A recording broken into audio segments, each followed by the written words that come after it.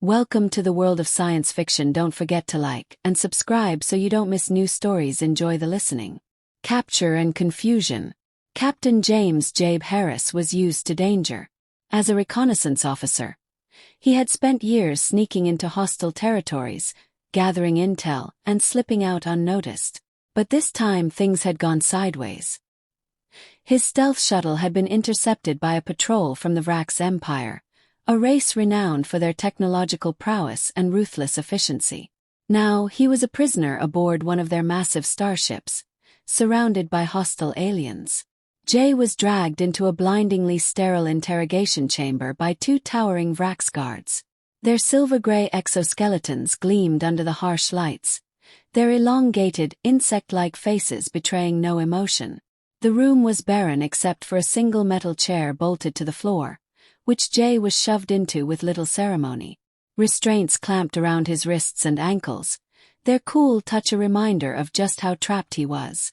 High Inquisitor Zarshak entered the room, his presence commanding. Taller than the guards and draped in flowing black robes, Zarshak exuded authority. His large, multifaceted eyes fixed on Jay with what seemed to be a mixture of curiosity and disdain. "Human," Zarshak hissed, his voice a series of clicks and guttural tones translated into a robotic monotone by the ship's systems.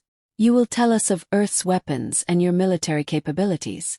Cooperation is advised." Jay leaned back in the chair, his expression calm but defiant. "Sorry, but I didn't come here to give a history lesson," he quipped. His casual demeanor seemed to infuriate Zarshak, whose mandibles twitched with irritation. The interrogation began with routine questions about Earth's technology, ship movements, and strategic alliances. Jay answered none of them, meeting each demand with either silence or a sarcastic remark. Zarshak's patience wore thin, and he signaled to one of the guards to begin a biological scan. A cylindrical scanner descended from the ceiling, emitting a soft hum as it passed over Jay's body. He remained still, staring at the ceiling as the machine did its work. The scan completed, and a holographic display lit up with a detailed readout of Jay's anatomy. One of the junior scientists present, a younger Vrax with bright green exoskeletal patterns, leaned forward to analyze the data. His elongated fingers tapped rapidly on a console before he froze, his eyes widening. "High Inquisitor," the scientist stammered. "The human. It carries a symbiotic organism." Zarshak turned sharply. "Explain." The scientist pointed at the hologram, which highlighted an area in Jay's lower abdomen. "There is an anomalous biological structure here. It appears to be alive. A parasite, perhaps. No, a weapon. A bioengineered life form." Jay raised an eyebrow but said nothing, his mind racing. "They think what?" Zarshak stepped closer, his gaze fixated on the display. "A symbiotic organism," he repeated, his voice filled with both awe and alarm. "A weaponized creature, dangerous." Realizing the misunderstanding, Jay smirked. "Oh, it's dangerous all right," he said, his tone dripping with mock seriousness. "And it doesn't like being threatened." The room fell silent. Zarshak and his team exchanged nervous glances, their lack of biological diversity leaving them ill-equipped to grasp the truth of human anatomy. To them, the symbiotic organism could be anything, perhaps a bioengineered predator, a parasite designed to attack on command, or worse. Zarshak straightened, gesturing for the guards to step back. "Restrain yourself, human," he commanded, though his tone betrayed a hint of uncertainty. "If this creature poses a threat, we will neutralize it." Jay chuckled softly.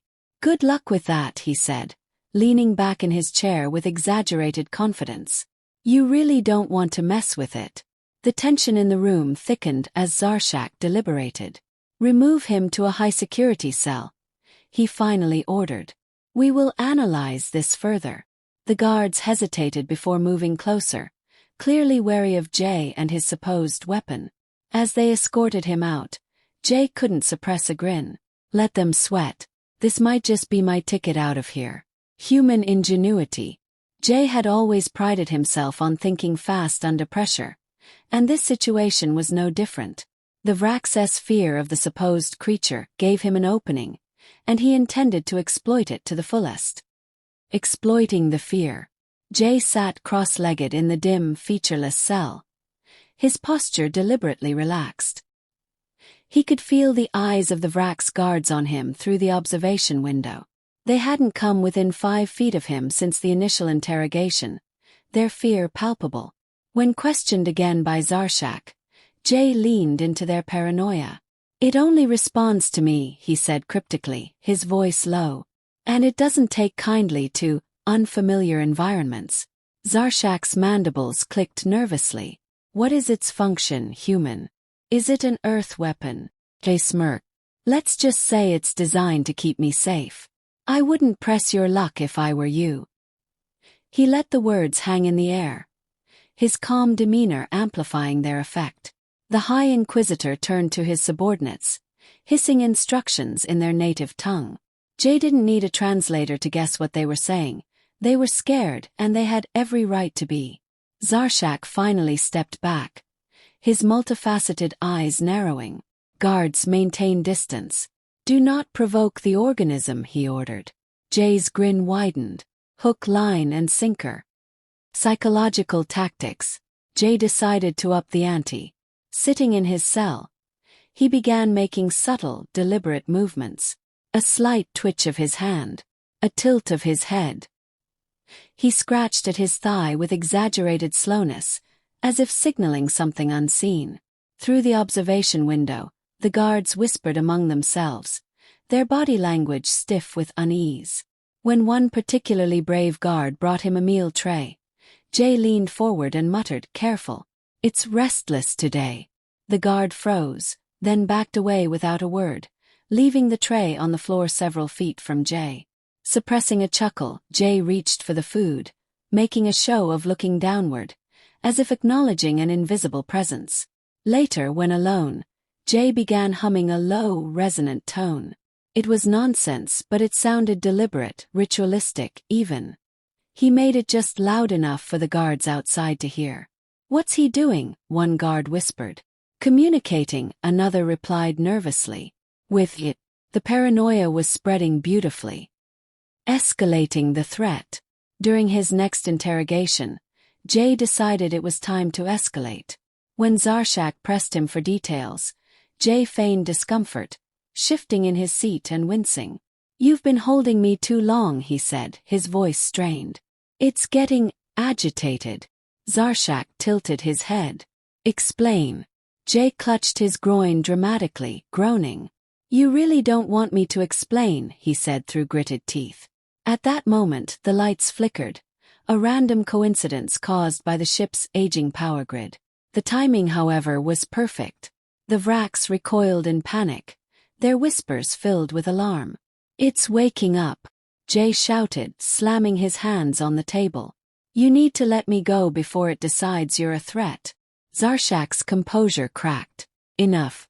Guards, return him to his cell. We must deliberate on this development."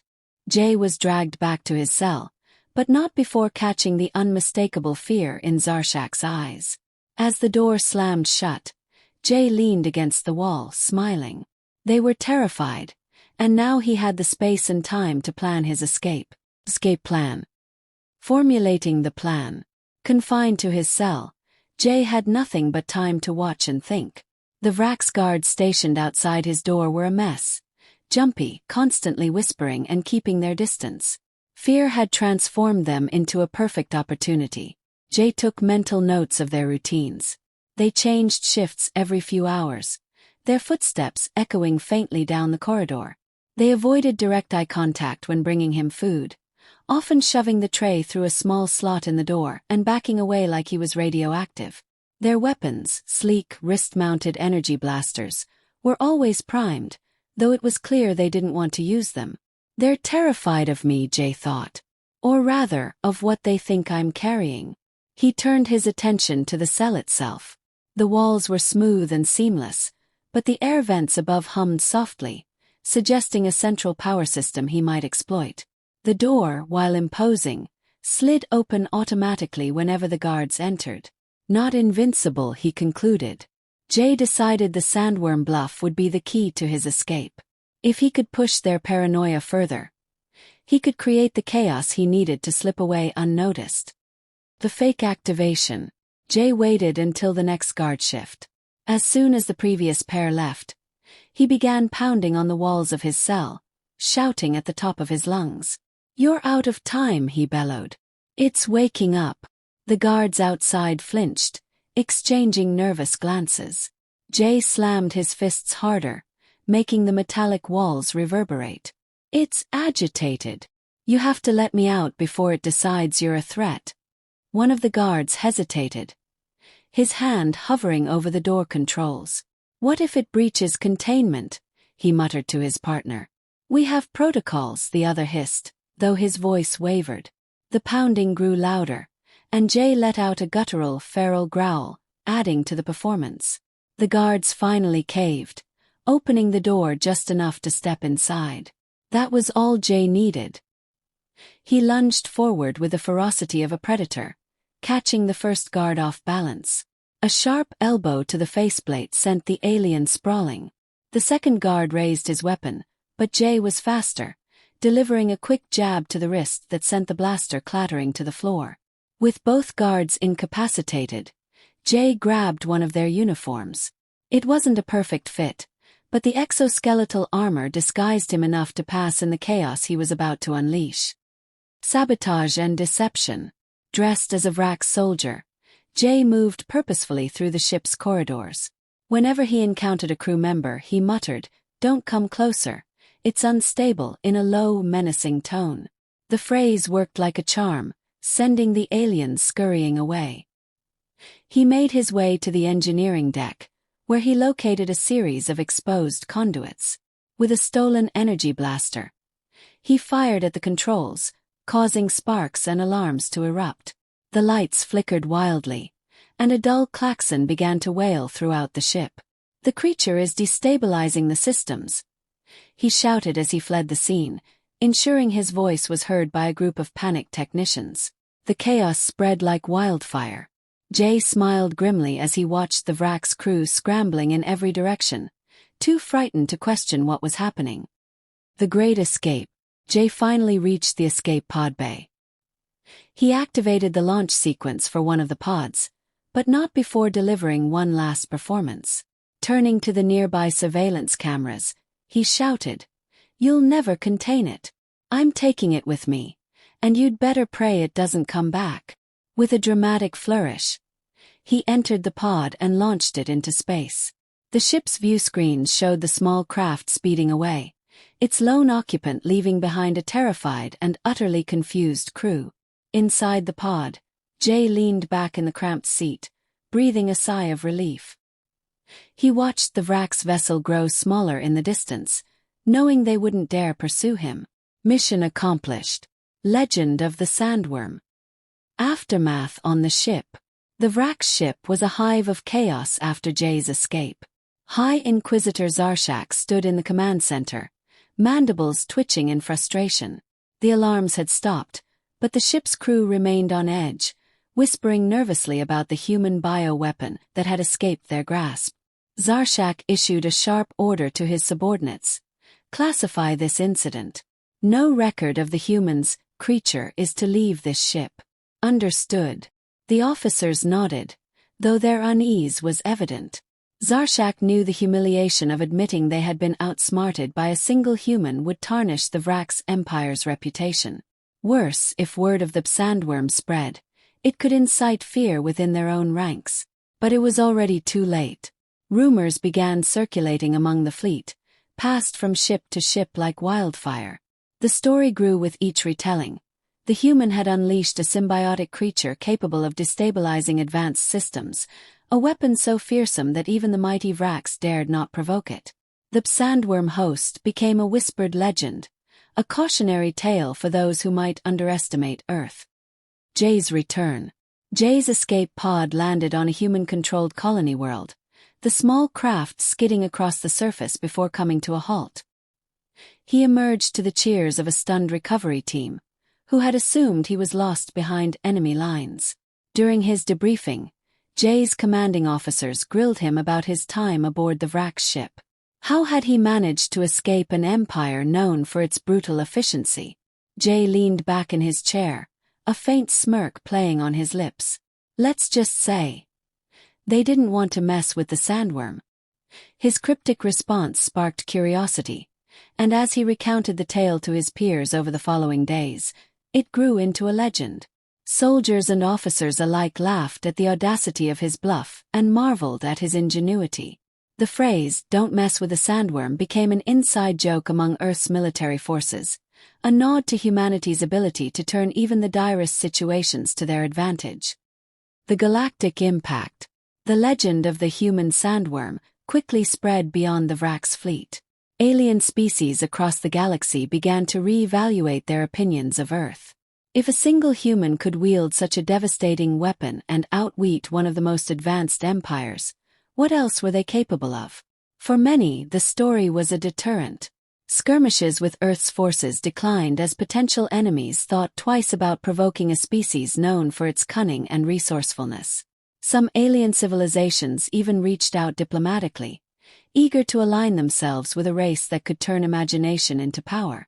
Back on Vrak's ships, Zarshak implemented new interrogation protocols, ordering that future scans of humans be handled with extreme caution. He forbade his officers from mentioning symbiotic organisms to prisoners, terrified of sparking another such incident.